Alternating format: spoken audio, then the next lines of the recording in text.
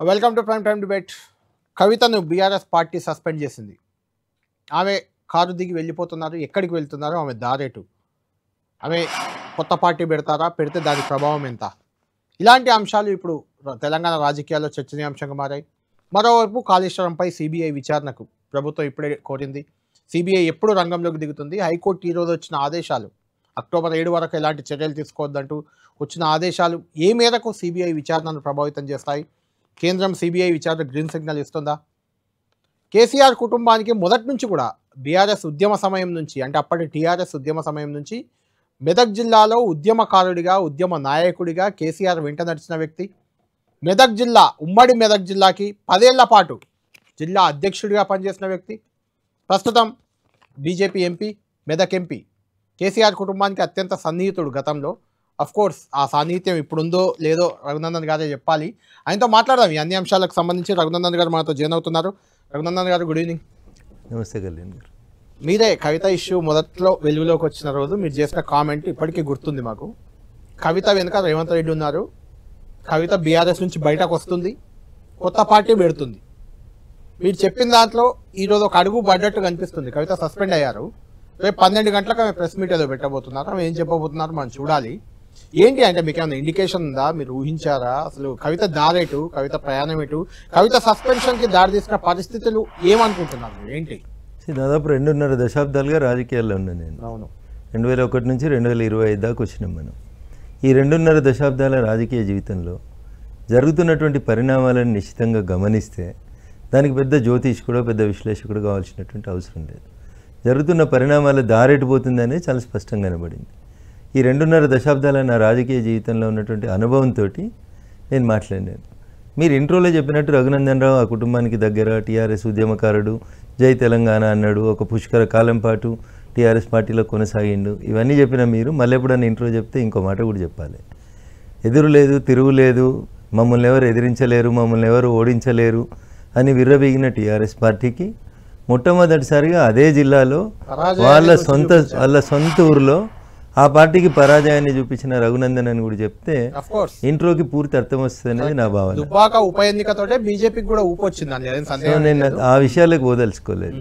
మీరు ఎంత గొప్పగానైతే రఘునందన్ టీఆర్ఎస్కి, కేసీఆర్ కుటుంబానికి దగ్గర అని చెప్తాడో అంతే గొప్పగా రఘునందన్ ఆ కుటుంబానికి, ఎదురులేని ఆ కుటుంబానికి, మాకెవరు నిలబడలేరు మాకు అడ్డు అని అనుకున్న ఆ కుటుంబానికి ఎదురు దెబ్బ ఎట్లుంటుంది, పరాజయం గొప్పతనం ఎట్లుంటుంది అనేది రుచి చూపించిన వ్యక్తి రఘునందన్ కూడా అని చెప్తే తెలంగాణ సమాజం కొంచెం సంతోషపడుతుంది. కళ్యాణ్ అన్న ఎంతసేపు రఘునందన్ కేసీఆర్ కుటుంబానికి దగ్గర అనే మాట కంటే ఎక్కువ కేసీఆర్ బయటికి పంపించిన I came into politics for Telangana, I die for Telangana, my blood is for Telangana, my blood is for Telangana. నేను జీవితంలో ఎక్కడున్నా ఏం చేసినా నా తుది శ్వాస దాకా తెలంగాణనే నా ఆశ శ్వాసగా బతికేటోని. నేను పైసల కోసమో, రాజకీయాల కోసమో, ఎమ్మెల్యే పదవుల కోసమో, ఎంపీ పదవుల కోసమో తెలంగాణ ఉద్యమంలోకి వచ్చిన రోజు రాలేదు. మేము పరిస్థితులు, అవకాశాలు, పార్టీ అట్లా డ్రైవ్ చేసినప్పుడు కార్యకర్తలు మమ్మల్ని నిలబడ్డారు, అండగా ఆశగా నిలబెట్టిండ్రు. 2024 పార్లమెంట్ ఎన్నికల కంటే ముందు కూడా ఈ రాష్ట్రంలో ఉన్న అన్ని టీవీలు, అన్ని సర్వేలు బాకా ఊది టీఆర్ఎస్ గెలిచేది ఒకే ఒక ఎంపీ, మెదక్ ఎంపీ అంటే కూడా మళ్ళొకసారి వాళ్ళకి సావు దెబ్బ కొట్టి వాళ్ళకి గుణపాఠం చెప్పిన వ్యక్తి రఘునందన్ రావు. కాబట్టి దయించి ఇంట్రోలో అప్పుడప్పుడు ఈ మార్పులు చేర్పులు జోడిస్తే బాగుంటుంది అనేది నా విజ్ఞప్తి. ఇకపోతే కవిత బయటికి పోతుందా, కవిత పార్టీ పెడుతుందా, రఘునందన్ ఎట్లా మాట్లాడిండు, రఘునందన్కి ఏం సమాచారం ఉంది, రఘునందన్ కవిత మాట్లాడుకుంటున్నారా, లేకపోతే కొంతమంది మా టీఆర్ఎస్ మిత్రులు చెప్తారు సీఎంకి రఘునందన్ రావు దగ్గర అని. ఎవడు పడితే వాడు ఏది పడితే అది మాట్లాడతాడు. ఈ రాష్ట్ర ముఖ్యమంత్రి గారు 2001లోనే వచ్చారు టీఆర్ఎస్లోకి. మేము ఉన్నప్పుడు హరీష్ రావు గారు ఉన్నారు, కేటీఆర్ గారు లేరు, కవిత గారు లేరు. వీళ్ళంతా 2006-07 తర్వాత వచ్చిన వాళ్ళు వీళ్ళంతా. సో రఘునందన్ రావుకి రేవంత్ దగ్గరన, రఘునందన్ రావుకి హరీష్ రావు దగ్గరన, రఘునందన్ రావుకి కవిత దగ్గరన, ఇది కాదు క్వశ్చన్. కొంచెం బుర్ర పెట్టి జరుగుతున్న పరిస్థితుల్ని, పరిణామాలను అంచనా వేస్తే రేపేం జరుగుతుందని చెప్పగలుగుతాం. నేను వకీల్ని, కొంచెం చదువుకున్నోని, ఆ మాత్రం స్పృహ ఉన్నోని అర్థం చేసుకోగలుగుతాను. నేను కేసీఆర్ గారి నిర్ణయాలు ఎట్లుంటాయి, కవిత ఎట్లా ఆలోచిస్తుంది, ఆ మాత్రం కూడా అర్థం చేసుకోకపోతే దానికి రాజకీయాలు ఎందుకన్నా? రాజకీయాల్లో రేపు ఏం జరుగుతుంది, రేపు ఎవరు ఎట్లా మూవ్ అవుతున్నారనేది మూవ్ చేయకపోతే నువ్వెట్లా బతుకుతావు, నీ పార్టీని ఎట్లా బతికించుకుంటావు, నీ కార్యకర్తల కష్టం వస్తే ఎట్లా నిలబడతావు, ఆ మాత్రం కూడా అవగాహన ఉండదా అన్న. నేను ఈ సంఘటన ప్రారంభమైనప్పుడే కవిత లేక బయటకు వచ్చినప్పుడు మీలానే జర్నలిస్ట్ మిత్రులు అడిగినప్పుడు ఒక మాట చెప్పిన, దానికి అందరు రఘునందన్ రేవంత్కు దగ్గరన, రఘునందన్ కవితకు దగ్గరన, కవితకు ఏమైనా రఘునందన్ లీగల్ అడ్వైజరా, ఈయనకి ఏమైనా కలవడ్డదా అన్న వాళ్ళందరూ ఇలా చెప్పాలి సమాధానం.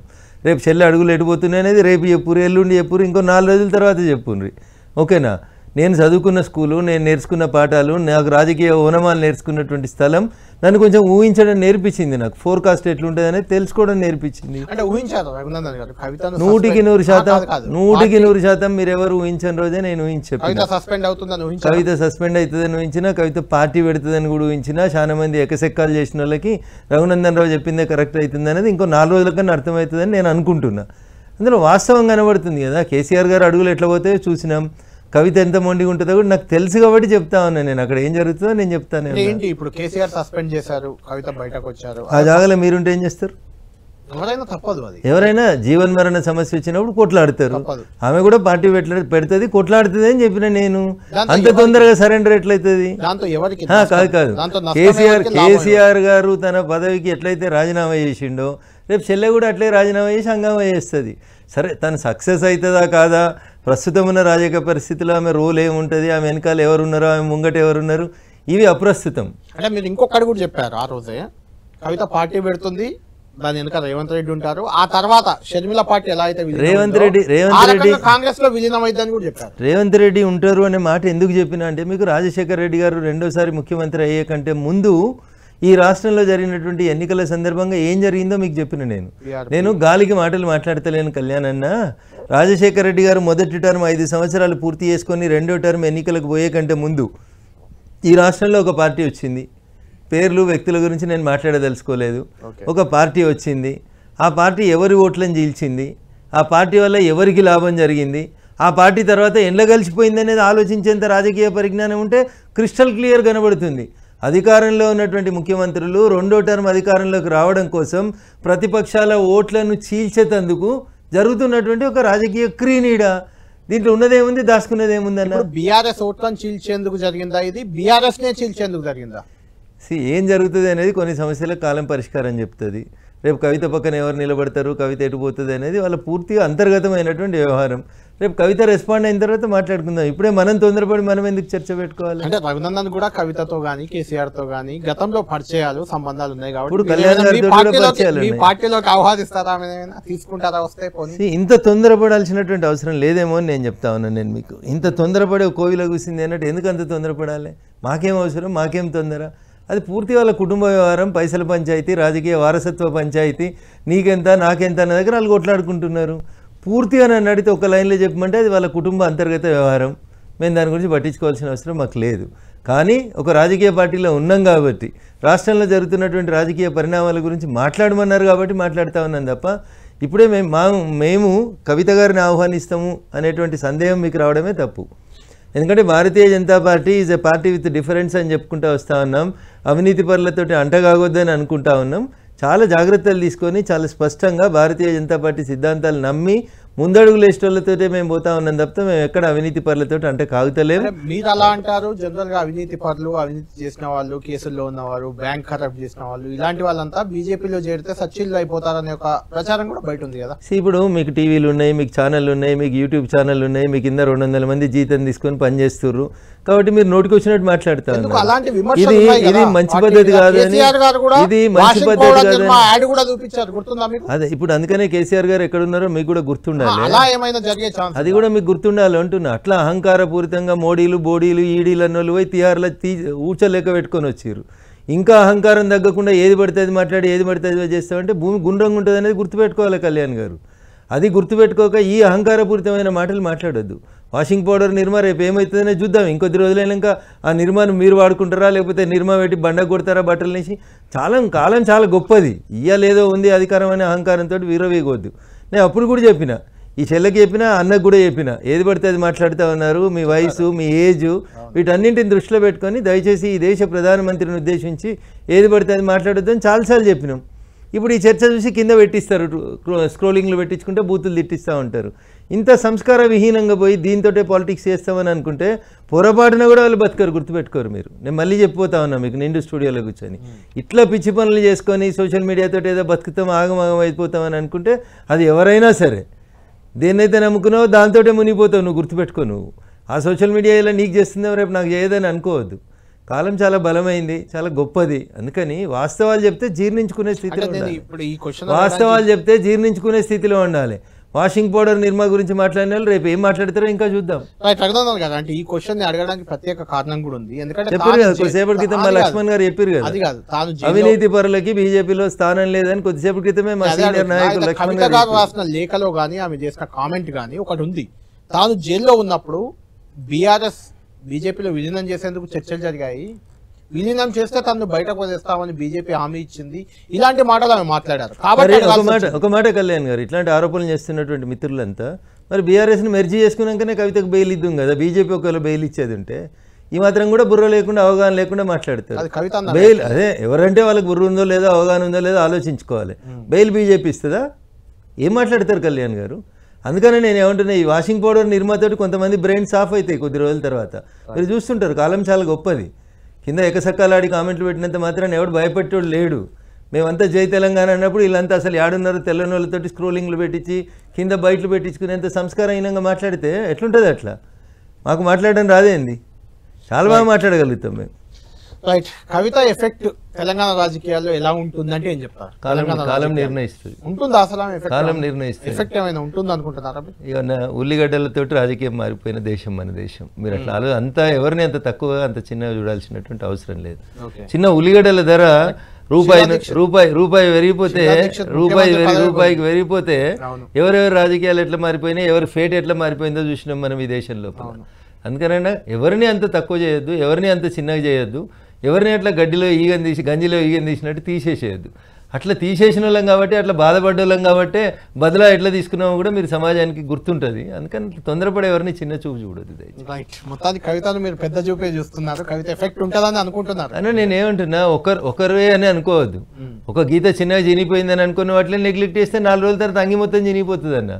ఏ స్టిచ్ ఇన్ టైమ్ సేవ్స్ 9 అని ఇంగ్లీష్ లో నానుడి చెప్తారు. మీరు అప్పుడు బీఆర్ఎస్ లో ఉన్నారు, అంటే టీఆర్ఎస్ లో ఉన్నప్పుడు మీకు తెలుసు పెద్ద లీడర్ ఆలయ నరేంద్ర తెలంగాణ సాధన సమితి పెట్టి బీఆర్ఎస్ లో మెర్జ్ చేసిన వ్యక్తి, తెలంగాణ తల్లి తెలంగాణ పార్టీ పెట్టి మెర్జ్ చేసిన వ్యక్తి విజయశాంతి.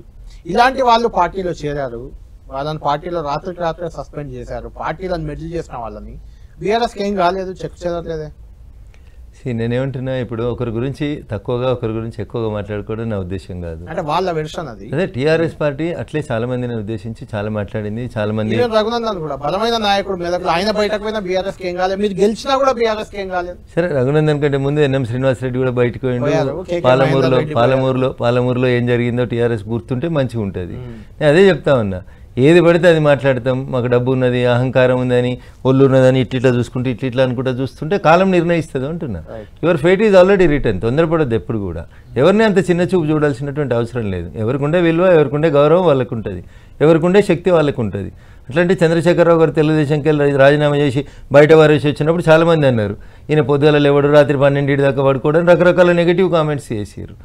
ప్రతిదానికి నెగిటివ్ కామెంట్ చేసేటోళ్ళు ఉంటారు. కానీ ఇప్పుడు నిలబడేటోళ్ళు నిలబడ్డారు కదా. ఎన్ఎం శ్రీనివాసరెడ్డి నిలబడ్డాడు, రఘునందన్ రావు నిలబడ్డాడు, ఇంకా చాలా మంది నిలబడ్డారు. నిలబడకుండా ఏం పోతారు, అంతా అంతర్ధానం అయిపోతారు. ఇదంతా ఏదంతా ఏం లేదన్నా, ఎవరి క్రెడిబిలిటీ ఎంత అనేది ప్రజలు చూస్తూ ఉంటారు. జనరల్గా ప్రజలు విశ్వసనీయతనే ఎక్కువ ఇంపార్టెన్స్ ఇస్తారు. ఎవరు విశ్వసనీయంగా ప్రజలకు దగ్గర ఉంటే వాళ్ళు నిలబడిపోతారు. ఎవరు విశ్వసనీయతకి దూరంగా ఉండి పొద్దుక పార్టీ ఇట్లా మారుతున్నప్పుడు కొన్ని ఇబ్బందులు కనబడతా ఉంటాయి. కాబట్టి సరే, కవిత ఇంపాక్ట్ ఉంటుందా ఉండదా అనేది కొద్ది రోజులు ఆగురు కాలం నిర్ణయిస్తుంది అనేది మాత్రం నేను చెప్పగలుగుతాను. అయితే ఒకటి, ఇక్కడ తెలంగాణలో ఇప్పుడు ప్రధానంగా ఒక చర్చ బీసీ అంశం చాలా కీలకంగా ఉంది. కాబట్టి కవిత కూడా బీసీ నినాదాన్ని ఎత్తుకున్నారు, బీసీ నినాదంతో ముందుకు పోతున్నారు. బీజేపీ కూడా బీసీ నినాదమే, బీసీ ప్రధానమంత్రి ఉన్నాడు, బీసీ మంత్రులు ఉన్నారు మా క్యాబినెట్ లో. అది మీరు చెప్తున్నారు, తెలంగాణలో ఎక్కడ ఉన్నారు మంత్రులని మీరు పదే అడుగుతున్నారు. మీరు ఈవెన్ బీసీ ముఖ్యమంత్రి కూడా మీ నినాదంగా ఉంది. కళ్యాణ్ అన్న ఒక మాట కేసీఆర్ గారు ఇప్పుడున్న ముఖ్యమంత్రి రేవంత్ రెడ్డి గారు చాలాసార్లు ఒక మాట చెప్పిండ్రు, మేము బీసీలకు ఏదో చేస్తాం, బీసీలకు 42% చేస్తాం, బీసీలకు 56% చేస్తాం. మంత్రివర్గాన్ని రీషఫిల్ చేసి బీసీలకు ఇవ్వమని మేము చాలాసార్లు అడిగినాం. నేను ముఖ్యంగా చాలాసార్లు అడుగుతా ఉన్నా, దానికి సమాధానం లేదు. ఇలా నీకు ఒక ఉపరాష్ట్రపతి అభ్యర్థి నిలబెట్టడానికి ఒక అవకాశం వచ్చింది. నిజంగా కాంగ్రెస్ పార్టీ ఎవరు ఎంత ఉంటే వాళ్ళకి అంత ఇవ్వాలి. మా రాహుల్ గాంధీ గారు గొప్పగా బీసీల పట్ల ప్రేమ చూపిస్తున్నాడు అనుకుంటే ఈ దేశానికి ఇప్పటిదాకా ఒక ఉపరాష్ట్రపతి బీసీ కాలేదన్న. భారతీయ జనతా పార్టీకి అవకాశం వచ్చింది. మొట్టమొదటిసారి వాజ్పేయి గారి నాయకత్వంలో ఒక మైనార్టీకి అవకాశం ఇచ్చి బీజేపీ మైనార్టీలకు వ్యతిరేకం కాదని చాలా స్పష్టంగా ప్రపంచానికి చాటి చెప్పినాం. నాడు ఏపీజే అబ్దుల్ కలాం గారిని రాష్ట్రపతిని చేసి ఈ దేశానికి బీజేపీ దళితులకు వ్యతిరేకం అని చెప్పి చాలామంది మాట్లాడితే ఈ దేశానికి రామ్నాథ్ కోవింద్ గారిని ఒక రాష్ట్రపతిని చేసింది భారతీయ జనతా పార్టీ. దళితుల పట్ల మాకు ఎట్లాంటి ఇది ఉండదు అని చెప్పి చాలా స్పష్టంగా నిరూపించుకున్నాం.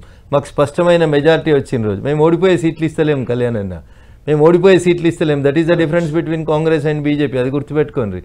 ఈ దేశానికి రామ్నాథ్ కోవింద్ గారిని చేసినాం, ఒక మైనార్టీని చేసినాం, ఒక దళితుని చేసినాం, ఒక గిరిజన బిడ్డని చేసినాం. ఇవాళ దాకా ఈ దేశానికి ఉపరాష్ట్రపతులు బీసీలు కాలేదంటే మొట్టమొదటిసారి ఎన్డీఏ గౌరవనీయులు ఈ దేశ ప్రధాని నరేంద్ర మోడీ గారి నాయకత్వంలో మొట్టమొదటిసారి ఒక ఓబీసీ వ్యక్తిని ఈ దేశానికి ఉపరాష్ట్రపతి అభ్యర్థిగా నిలబెడితే మేము కులగణన చేసినాం, మేము జనగణన చేసినాం, మేము బీసీలు వెనకాల ఉన్నామని చెప్పినటువంటి రేవంత్ రెడ్డి గారు ఇలా ఎవరిని తీసుకొచ్చి పెట్టిండన్న ఉపరాష్ట్రపతి అభ్యర్థిగా? వీళ్ళంతా నోరుతోటి నవ్వుతారు, నొసలతోటి ఎక్కిరిస్తారు. కాంగ్రెసా, కవితనా, కేటీఆరా, ఇంకొకరా, వీళ్ళంతా ఓట్ల కోసం చేస్తూ ఉన్నారు. మేము అవకాశం వచ్చిన ప్రతి చోట దళితులని, గిరిజనులని, మైనార్టీలని, ఆడబిడ్డల్ని, ఇట్లా ప్రతి ఒక్కరిని, ఓబీసీలని సామాజిక కోణంలో చూసి సామాజిక సంతులితను పాటించేటువంటి పార్టీ మేము. కవిత గారు బీసీ నినాదం తీసుకున్నా మాకేం ఫరక్ పడది, రేవంత్ రెడ్డి గారు తీసుకున్నా ఏం ఫరక్ పడది, రేపు రాహుల్ గాంధీ గారు తీసుకున్నా మాకేం ఫరక్ పడది. ఎందుకంటే వాళ్ళు మాటలు మాత్రమే మాట్లాడతారు, మేము చేతలు చేసి చూపెడతామని. మాకు అవకాశం వచ్చిన ప్రతిసారి చేస్తూ చూపెడతా ఉన్నాం, భవిష్యత్తులో కూడా చేస్తాం. ఈ దేశంలో జనాభా లెక్కల్ని చేసిన తర్వాత ఎవరు ఎంత ఉంటే వాళ్ళకి అంత ఇచ్చేది మేము బాధ్యత తీసుకుంటాం, భారతీయ జనతా పార్టీ తీసుకుంటాం తప్ప ఈ దేశంలో ఇంకెవరు తీసుకోరు, ఎవరు చేయరు. అందరూ కేవలం మాటల కోసమే. అట్లంటే కేసీఆర్ గారు చెప్పలే తెలంగాణ తొలి ముఖ్యమంత్రి ఎవడంటే దళితుని చేస్తా అని చెప్పిండు. ఎవరైనా 10 ఏళ్ళ అవకాశం ఉంటే ఏం చెప్పిర్రు?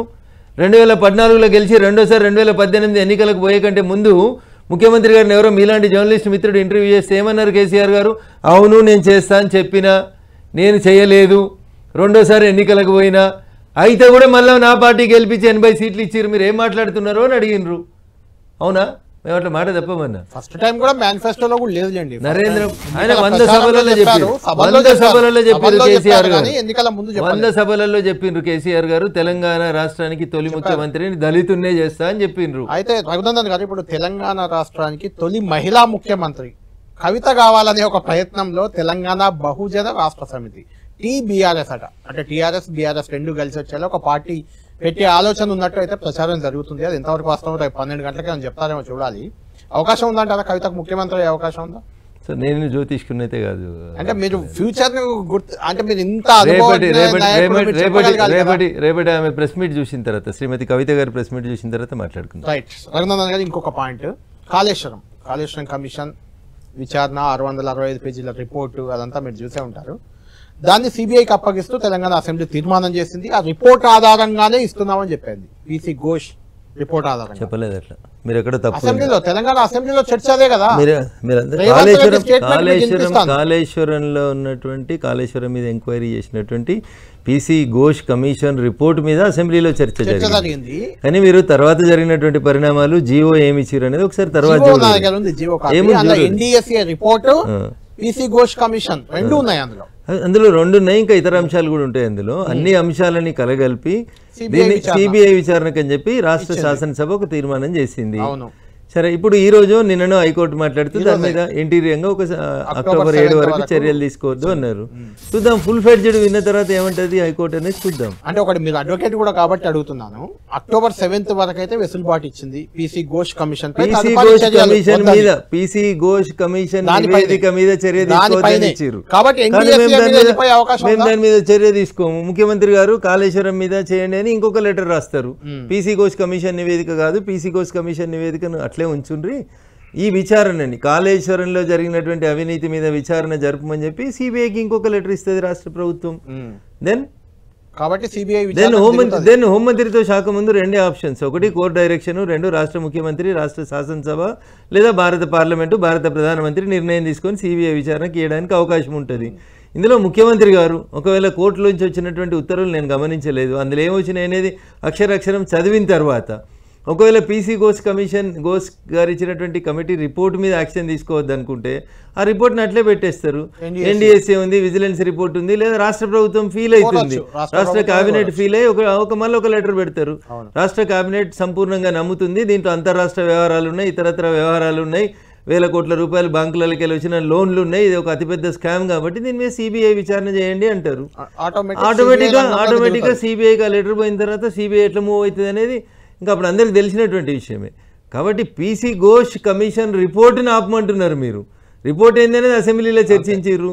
665 పేజీలు రేపు మీకు దొరుకుతుంది, నాకు దొరుకుతుంది, ఎమ్మెల్యేలు అందరి దగ్గర ఉండనే ఉన్నది. ఇంకేం చేస్తారు దాన్ని? అయితే రఘునందన్ గారు ఇక్కడ సిబిఐ రాహుల్ గాంధీ చేసిన ట్వీట్ ఒకటి ఉంది, నిన్న మొన్న మీరు చూసే ఉంటారు. సిబిఐ, ఈడీ, ఐటీ అనేటివి ఇవి కేంద్ర ప్రభుత్వ రంగ సంస్థలు కావు, ఈ అపోజిషన్ ఎలిమినేషన్ సంస్థలు అవి, దానికి బీజేపీ వాడుకుంటుందని చెప్తున్నారు. అలా అపోజిషన్ ఎలిమినేషన్ చేసే సంస్థ ఒకటి సిబిఐ రాహుల్ గాంధీ దృష్టిలోనే అనేది నేను అనట్లేదు, మళ్ళీ మీరు నా మీద అటాక్ చేయకండి. రాహుల్ గాంధీ దృష్టిలో అది అలాంటి సంస్థ. రేవంత్ రెడ్డి దానికి ఇచ్చాడు. దీన్ని చాలా మంది తప్పు పడుతున్నారు. దాన్ని ఎలా చూడాలి? ఇప్పుడు భారతీయ జనతా పార్టీ మొదటి నుంచి కూడా మేము ఒకటే చెప్తా ఉన్నాం, మీరు సిట్ వేస్తే దీంతో కాదు, మీరు ఏసీబీ వేస్తే కాదు. ఎందుకు కాదో చెప్తాం మేము.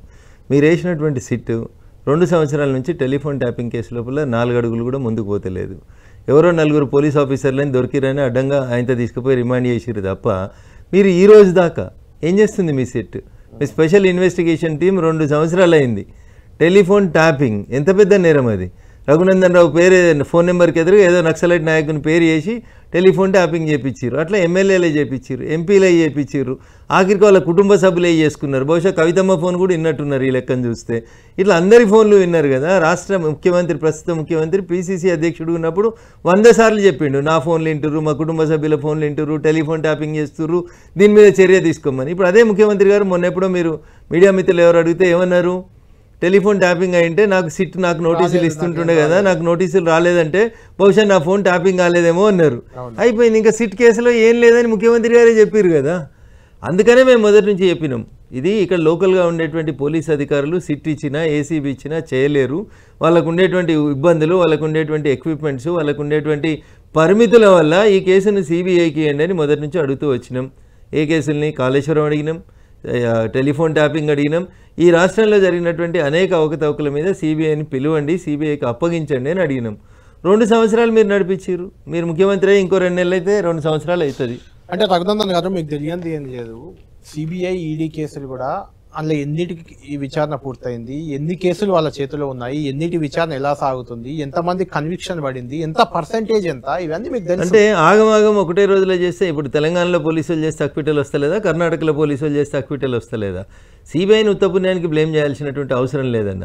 ఈ రోజు ఉన్నటువంటి సాక్షులు ఏడాదికో 5 ఏళ్ళకో మారిపోయినారు అనుకోండి, అప్పుడు మేము చేయగలిగింది కూడా ఏముండదు, సిబిఐ చేయగలిగింది కూడా ఏముండదు.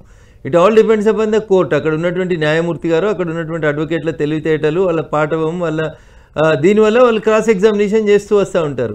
అయినంత మాత్రాన మరి దేశంలో సిబిఐని రద్దు చేస్తామా? అవకాశం లేదంట. దానివల్ల సిబిఐని రద్దు చేద్దామంటారా? సిబిఐ మేము పెట్టిన సంస్థ కాదు కదా, నరేంద్ర మోడీ గారు వచ్చినాక పుట్టిన సంస్థ కాదు కదా. రాహుల్ గాంధీకి ట్వీట్ బహుశా రాహుల్ గాంధీ గారు చేసిరని నేను అనుకోను. రాహుల్ గాంధీ గారు ట్వీట్ చేసిరని నేను అనుకోను. వాళ్ళకి ఏదో బ్యాక్ ఆఫీసో ఫ్రంట్ ఆఫీసో ఉంటుంది, వాళ్ళు ఎవరో ఏదో బెటర్ రాబోయ్ అంటే పెట్టి ఉంటారు. రాహుల్ గాంధీ గారు గతంలో కాంగ్రెస్ పార్టీ అధికారంలో ఉన్నప్పుడు ఏ కేసుని సిబిఐకి ఇవ్వలేదా? అంటే కాంగ్రెస్ అధికారంలో ఉన్నప్పుడు సిబిఐ మంచిగా పనిచేస్తుంది, బీజేపీ అధికారంలోకి వస్తే సిబిఐ మంచిగా పనిచేయదా అన్న కళ్యాణ్ అన్న. అధికార పార్టీలో ఉంటే ఒక రకంగా, ప్రతిపక్షంలోకి వస్తే ఇంకొక రకంగా మాట్లాడి వ్యవస్థల్ని నిర్వీర్యం చేయడానికి కూడా ఎవరికైనా తప్పన్న, అది మంచి పద్ధతి కాదు. అయితే ఇది ఎందుకు వచ్చిందంటే రాహుల్ గాంధీ అలాంటి అభిప్రాయంతో ఉంటే రేవంత్ రెడ్డి మాత్రం సిబిఐని నమ్ముతున్నాడు. మోడీ, చంద్రబాబు ఇద్దరు ఎన్డీఏలో ఉన్నారు, వాళ్ళ డైరెక్షన్, రేవంత్ రెడ్డి యాక్షన్, వాళ్ళు చెప్పినట్టు రేవంత్ రెడ్డి నడుస్తున్నాడు. అందులో భాగంగానే బీఆర్ఎస్ ను టార్గెట్ చేసి సిబిఐకి ఇచ్చారు అనేది బీఆర్ఎస్ ఆరోపణ, విమర్శ. ఇప్పుడు అవినీతి జరగకపోతే ఎందుకు టెన్షన్ పడాలన్నా? అవినీతి జరగకపోతే ఏముండదు కదా, పాలైందో నీళ్ళు తెలిసిపోతాయి కదా అన్న. సిబిఐ కూడా దొంగ సాక్ష్యాలను క్రియేట్ చేయలేదు కదా, సాక్ష్యం ఉంటేనే కదా మీ మీద ఛార్జ్షీట్ వేసేది.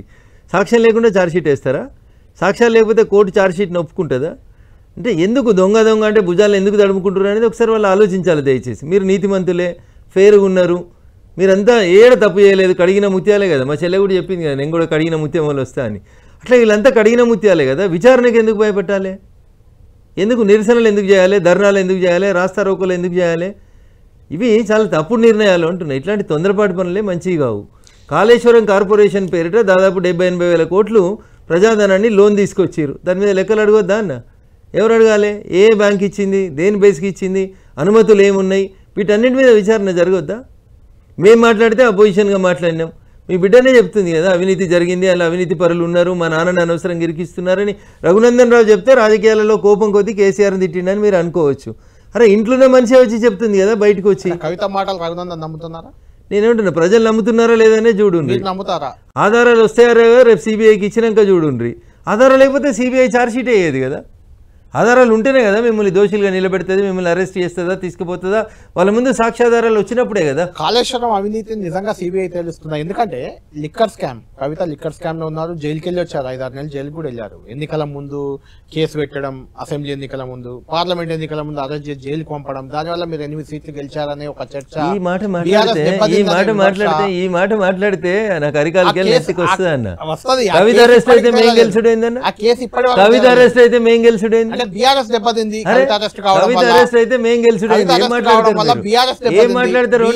లాభం అయింది. అరే వాళ్ళకి రావాలి కదా సింపతి, టీఆర్ఎస్ వాళ్ళకి రావాలి కదా కవిత అరెస్ట్ అయితే సింపతి.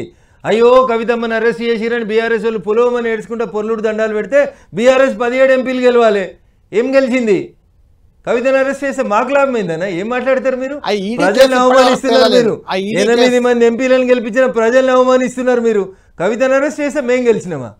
ఎట్లా మాట్లాడతారు కళ్యాణ్ అన్న? నోరుందని ఇట్లా అబద్ధాలు ఆడితే ఎట్లా? అంటే కవిత అరెస్ట్ వల్ల బీజేపీకి లాభం జరిగింది. కవిత అరెస్ట్ అయితే వాళ్ళు గ్లీజరిన్ వేసుకొని ఏడ్చుకుంటూ ఊర్ల పండి తిరిగితే కవితమ్మ తప్పు చేయలేదని ప్రజలు నమ్మితే కవితకు 17 సీట్లు వస్తుండే, కేసీఆర్కు 17 సీట్లు వస్తుండే. ఏమొచ్చినాయి అన్న వాళ్ళకి? మీరు మమ్మల్ని మా కోటేసినటువంటి ఓటర్లని మొన్న మహేష్ కుమార్ గౌడ్ అట్లే మాట్లాడతారు. మరి వాళ్ళకి ఎందుకు వచ్చినాయి 8 సీట్లు? ఏం ఉద్ధరించారు అని వచ్చినాయి వాళ్ళకి 8 సీట్లు? చేయమన్నా ఇప్పుడు మహేష్ కుమార్ అన్నకు మొన్న కూడా చెప్పిన, ఇప్పుడు కూడా చెప్తున్నా, మేము దొంగోట్లతో గెలిచినాం అంటున్నావు కదా, కవితను జైల్లో పెట్టి గెలిచినామని ఇప్పుడు మీరు అంటున్నారు కదా. చలో రిజైన్ చేయించారు కాంగ్రెస్ 8 మందిని, మేము 8 మంది రిజైన్ చేస్తాం, పోదాం పారి హైదరాబాద్ ఎంపీని కూడా దొలకరండి, చేతనైతే ప్రజా తీర్పు కోరుండ్రి, ఇప్పుడు కోరుండ్రి, మళ్ళా మేము రెడీగా ఉన్నాం. అరే మా కోటేసిన ప్రజల్ని అవమానించి మీరేదో వాళ్ళు జైలుకోతే గెలిచిర్రు, దొంగోట్లతో గెలిచిర్రు, ఇదేం మాట్లాడతారు? మా కష్టాన్ని గుర్తించి మోడీ గారి నాయకత్వాన్ని గుర్తించి ప్రజలు మా కోటేసి గెలిపించారు, మేము కొట్లాడతామని తెలంగాణ కోసం పనిచేస్తామని మమ్మల్ని గెలిపిస్తే మీరు ఎవరో వాళ్ళని అరెస్ట్ చేసి గెలిచిరు, వీళ్ళని ఈమెను అరెస్ట్ చేస్తే గెలిచారంటే కేసీఆర్ని అరెస్ట్ చేస్తుండే కదా. అప్పుడు అందుకే చేసింది కాబట్టి కవితను అరెస్ట్ చేసి కేసీఆర్ గారైనా కేటీఆర్ గారు. కాళేశ్వరం కమిషన్ రిపోర్ట్ కానీ వాటెవర్ కాళేశ్వరం అవినీతి సిబిఐ చేతికి వచ్చింది ఎన్నికల ముందు. ఇప్పుడేం ఎన్నికలు ఉన్నాయన్న? ఎన్నికల ముందు నేను ఇంకా 3 ఏళ్లకు అరే కాళేశ్వరం గురించి అప్పుడు ఎంక్వైరీ లేదు, ఇప్పుడు కాదు. జనాల్ని మీడియా నిన్న కేటీఆర్ గారు మాట్లాడేది చూసిన నేను. ఎన్డీఎస్ఏ నివేదిక ఎప్పుడు వచ్చిందన్న? ఎవరు అధికారంలో ఉన్నప్పుడు వచ్చింది? ఎన్నికల ముందే, అసెంబ్లీ ఎన్నికల కంటే ముందు వచ్చింది. అవును, అప్పుడు కాంగ్రెస్ గెలుస్తుంది, కేసీఆర్ దిగిపోతారని ఇవన్నీ మేము కలగన్నామా వాళ్ళు కలగన్నారా? నేను అంటున్న పాయింట్ అది కాదు రఘునందన్ గారు. నెక్స్ట్ ఎన్నికల ముందు ఈ కాళేశ్వరం కమిషన్ విచారణ ఎట్లా మీ చేతిలో? అంటే మా చేతిలో, సిబిఐ చేతిలో ఉంది. కళ్యాణ్ సిబిఐ చేతిలో ఉంది. అదే అడుగుతున్నాను, సిబిఐ చేతిలో ఉంది.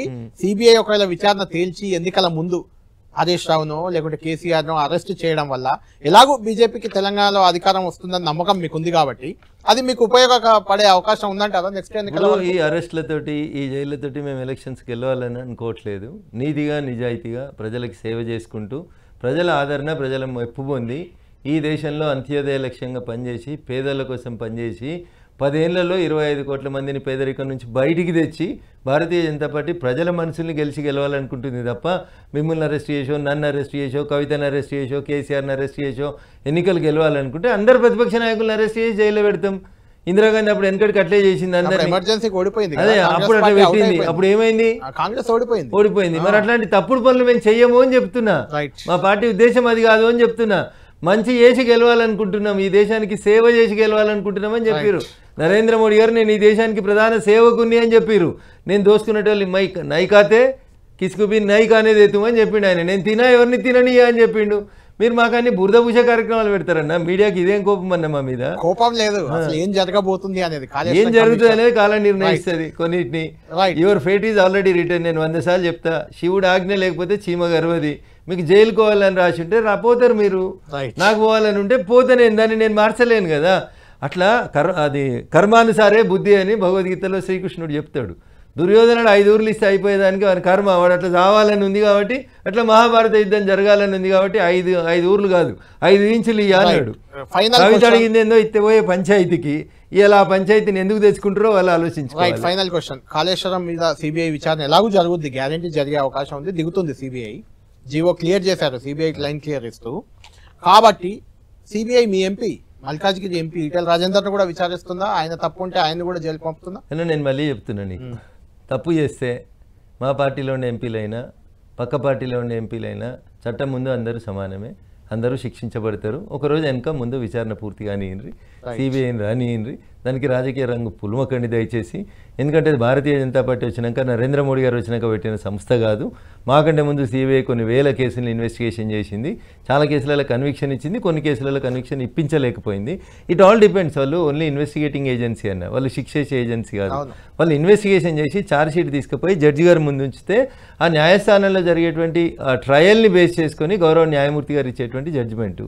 సిబిఐకి ఎన్ని శిక్షలు పడ్డాయి అంటే, మరి లోకల్ పోలీసులు కూడా చాలా కేసులు అక్విటల్ వస్తుంటాయి, చాలా కేసులు కొట్టేస్తారన్న. దాని అర్థం పోలీసులకు ఏం తెలియదనో, వాళ్ళకి ఇన్వెస్టిగేషన్ రాదనో కాదు. న్యాయమూర్తి గారి ముందు జరిగినటువంటి విచారణలో అక్కడ ఉండేటువంటి న్యాయవాదులు వారికి ఉండేటువంటి తెలివితేటలు, ప్రజ్ఞాపాఠవాలను ఉపయోగించుకొని కొన్నిసార్లు సాక్షులు మారిపోవడం వల్ల, కొన్నిసార్లు సంవత్సరాల వల్ల ఇబ్బంది కావడం వల్ల అయిపోతాయి. ఇప్పుడు మీరు ఈ దేశంలో గతంలో మీకు గుర్తుంటుంది, ఒక ముఖ్యమంత్రి గారి కన్విక్షన్ ఇప్పించడానికి ఒక నాయకుడు, ఒక అడ్వకేటు 18 సంవత్సరాలు కష్టపడ్డాడు.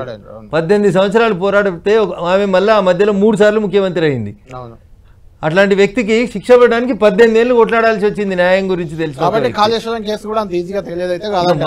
మళ్ళా కాలికి మోకాలికి బోడిగుండుకి లింక్ పెట్టద్దు కళ్యాణ్ గారు. ఒక కేసుకి ఇంకో కేసుకి సంబంధం ఉండదు. కవిత కేసులో ఛార్జ్ షీట్ వేసింది కదా ఈడీ, మరి మీరు అట్లా మాట్లాడుతారు? 6 నెలల లోపలనే ఈడీ ఛార్జ్ షీట్ వేసింది కదా. సిబిఐ కాళేశ్వరం కేసు ఏ రకంగా తేల్చబోతుంది, ఏ రకంగా నీతిగా నిజాయితీగా ముందుకు పోతుంది, తప్పు చేసిన వాళ్ళు ఎవరినైనా శిక్షిస్తుంది. ఇది విశ్వసించుర్రి, ఇది ప్రజలకు చెప్పుర్రి, దయించి ఇది కాంగ్రెస్ బీజేపీ టీఆర్ఎస్ల పంచాయతీ కాదు.